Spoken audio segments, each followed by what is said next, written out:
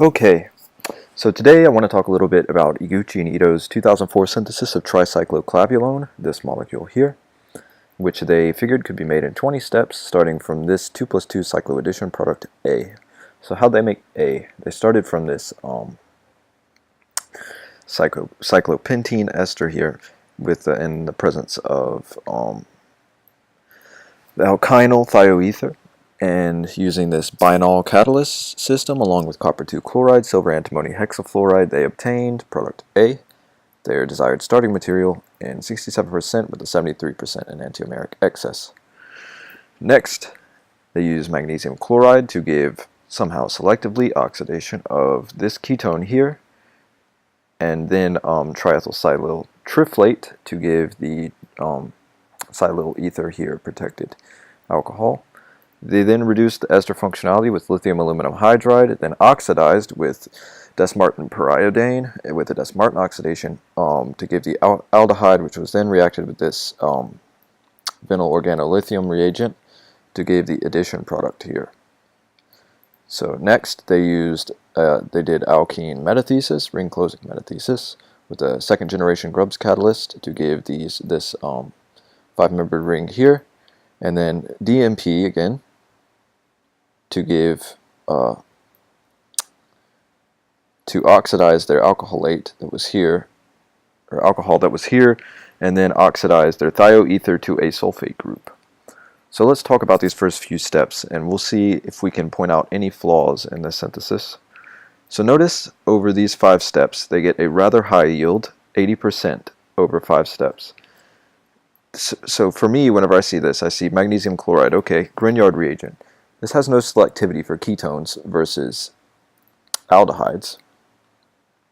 Then this DMP step here, what makes this DMP step selective for this alcohol here after the lithium aluminum hydride step to not oxidize our thioether, whenever 2 steps later they use this again to oxidize to the sulfate group. So 80% yield over these 5 steps when there's no selectivity whatsoever is kind of suspicious. And the fact that they still have their thioether here whenever they oxidize it using the same conditions 3 steps later is awfully suspicious. So I read the supplemental data, and reading the supplemental data I saw that they had no spectrums, so no spectra for anything over these 5 steps. They gave values, they gave coupling constants, and they gave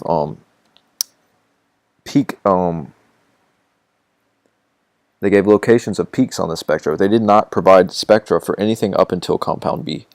So these 5 steps here for me already are really suspect, especially considering the high yield, so with no selectivity of 2 out of the 5 steps. So interesting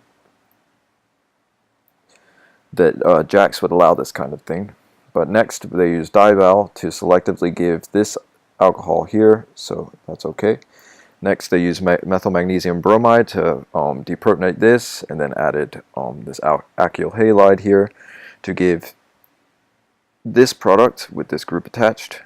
Next they use a Gilman reagent, and an interesting step in this synthesis, to attack first here, then these electrons move to attack this ester, which then loses this alcohol group here to give this, and after hydrolysis they get this product in good yield but with no reported enantiomeric excess. They install 2 new chiral centers with no reported enantiomeric excess. That's bad.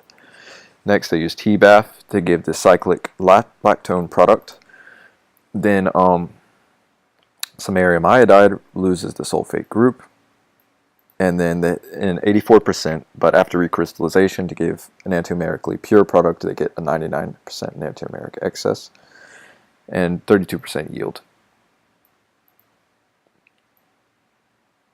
So they must reattach their silyl protecting group after losing it to TBAF in this step, and so they just reattach it here. Then they use lithium aluminum hydride reduction on the lactone to give the diol product. So we have an alcohol here and here, which they then use Swern oxidation with DMSO, oxaloylchloride, triethylamine, to give the ketone and the aldehyde product. So next, another interesting step in the synthesis, in the presence of sodium hydride, they get a condensation product between this aldehyde and this interesting molecule here. So with the phosphate group acting as a leaving group to get the condensation product here, and 47% over these 4 steps. So finally, some yields I can believe here. Next, in the presence of isopropyl alcohol as a proton donor, they use this ruthenium catalyst developed by Noyori's group to give this product D in a 100% yield and complete selectivity. So complete selectivity I can believe. 100% yield is probably not acceptable. So next, just switching out some protecting groups. They just acetylate here. They use TBAF to remove their silyl ether, or cleave the silyl ether. Then they protect here with acetic anhydride again to give their final natural product.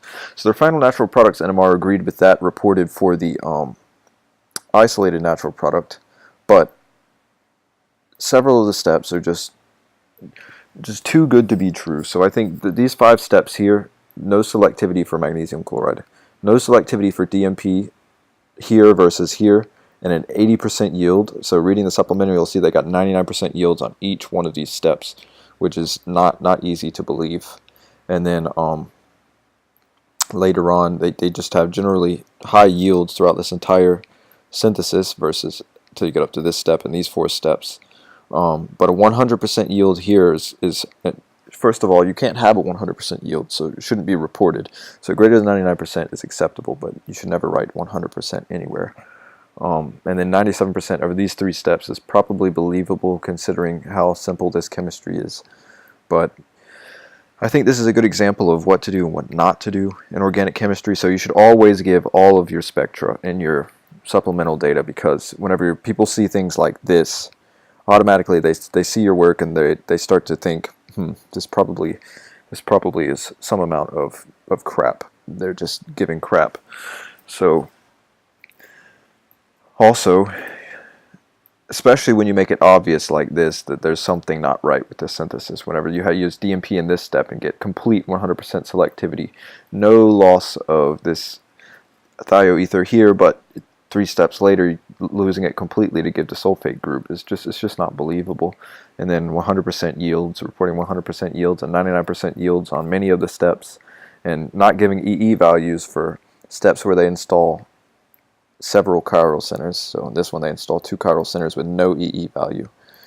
So I think this, besides being a decent synthesis of a natural product, this is a good example of, you got to be careful when you're reporting your synthetic pathways. You need to make sure all data is there and all questions are accounted for. And I'm surprised this made it past the editors of JACS, but you'll notice that papers coming out in the late 90s and early 2000s, you'll often see things like this, where they just report some steps that are not as believable as you would like. So all in all, that's the synthesis of tricycloclavulone by Iguchi and Ito's group back in 2004.